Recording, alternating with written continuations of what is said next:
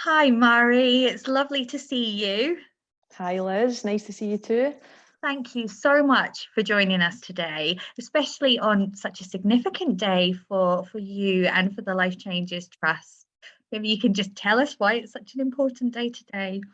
Yeah, I will do. So my name's Mhairi and I will say I work for the Life Changes Trust, and then tomorrow I'll be saying I worked for the Life Changes Trust because we're on the 31st of March is when we're recording this, and so it's the last day, full operational day of the Life Changes Trust. So it is a pleasure to be doing an event like this actually on our last day. I'll just say a wee bit about the trust, if that's okay, Liz, just to kind of explain to folk. We were set up in 2013 with a spend out endowment from the National Lottery Community Fund, and I work on the trust programme that's specifically focused on young people with care experience, obviously, and it's about transforming their lives and also the well-being of those young people. And the main ways in which we do that is we invest directly in the young people, expanding their choices and their opportunities, but also investing in public and third sector partners like yourselves that champion their inclusion, their leadership and their rights, and also hearing the voices of those young people's just woven into the fabric of the trust. So it is a pleasure to be chatting about some of that today. So yeah, that's where we are now. What I wanted to do, Mhairi, today is just find out a wee bit from you about now that you've kind of you're at the end of the journey with the trust, a wee bit about sort of standout moments or key learning, because from our project and what we've done within the Love Inc. project, we have found that relationships are absolutely fundamental to everything that we've done. And we have had two, well, actually, it's been four young people over the course of the project that have worked with us who have experience of care, and they've worked with us as project participation assistants.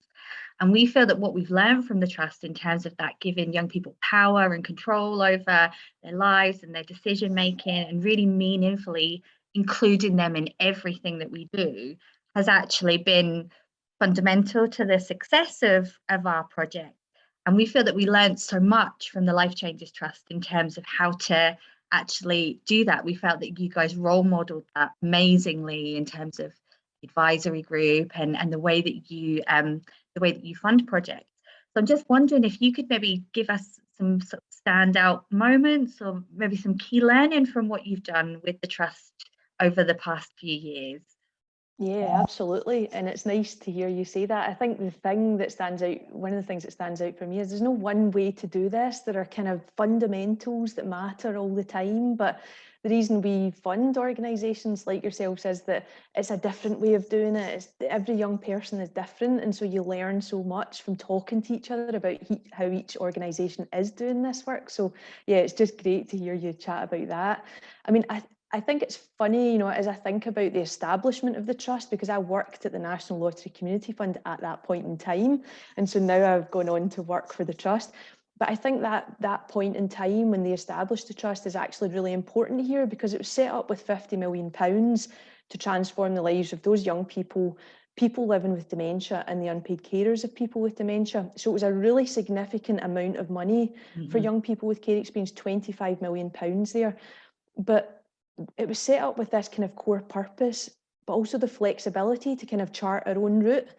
It was also to do things differently to the way that lottery would have done it themselves. That's why they gave the money over, to take more risks, to try new things, to just truly share power with people in a way that maybe the lottery couldn't at that stage. And just putting those young people at the heart of everything. So actually that's then played out in every relationship that we've had, either with people like professionals like yourselves or with young people who have that experience and expertise. And I think our expectations of organisations that we funded, and I don't mean that word in a kind of monitoring way, expectations, it's just much less about ticking boxes and sending us mountains of information, and much more about the core values that you have, the approach that you want to take, the visions that you have as, for a positive future for young people, and just recognising the role that those relationships with young people, recognising the role that that will play in making those visions a reality, basically. So, I think it's important to kind of look back, especially at the point that we're at today, So some of the key things that, have stood out for me: relationships, I'm just going to say that because I know there's been loads of events titled those kinds of things.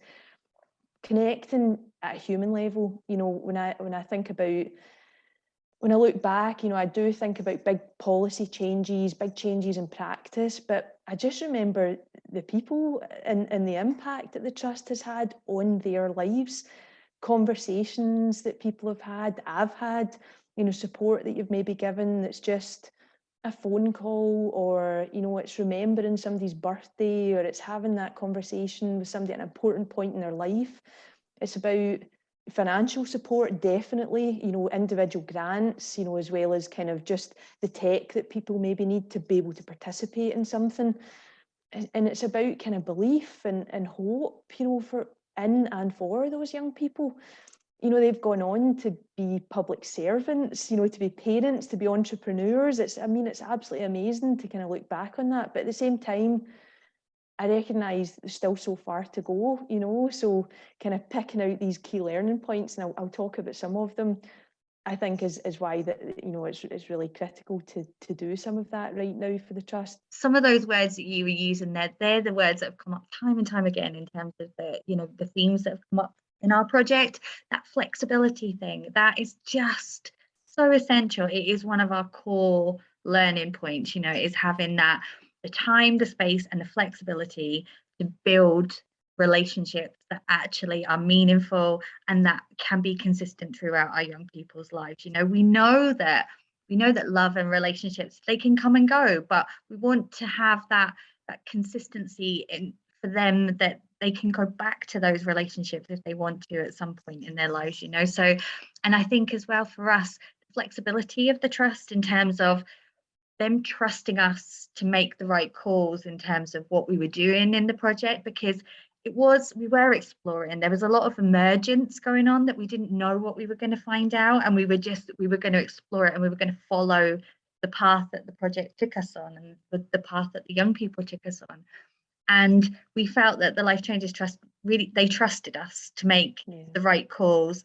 And when things changed in terms of the pandemic and we weren't able to go out and do direct work, they were so flexible in terms of what we could do differently, changing hours, giving our young people promoted posts, getting other young people in on a temporary basis, to work with us over the summer. There was so much flexibility and trust that we felt that we could kind of do, whatever was best for the project and for the young people. We didn't have these constraints, which is kind of reflects exactly what you were saying about having that flexibility in terms of you as a funder allowed us as a project to really chase what it was that was important in terms of, for young people, how do we make love flourish? And we thought initially that we would work, as much with young people as we did with the workforce.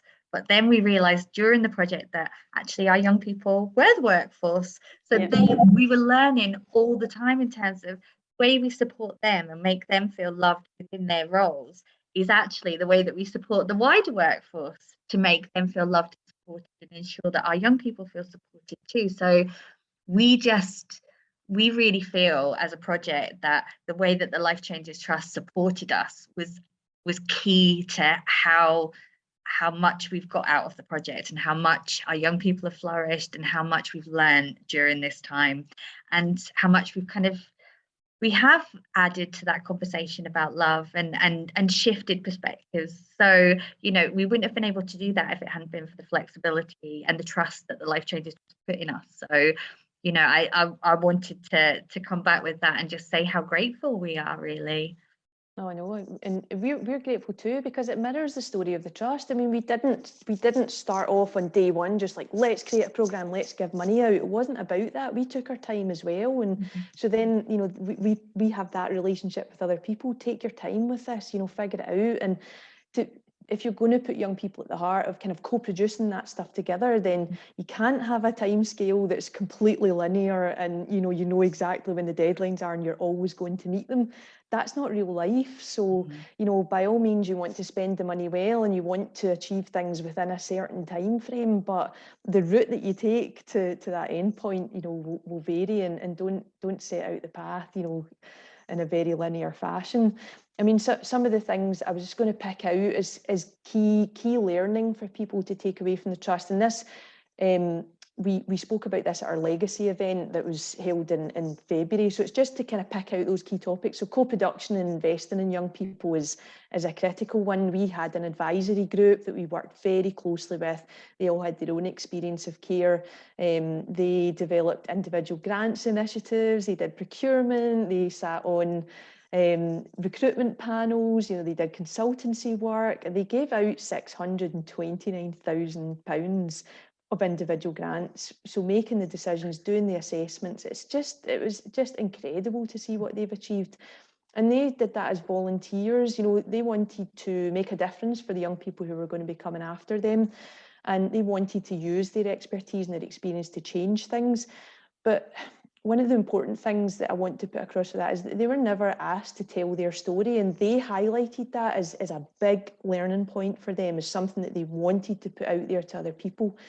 They were with the trust because they wanted to, make that difference. They didn't have to justify their ideas or their suggestions or their opinions.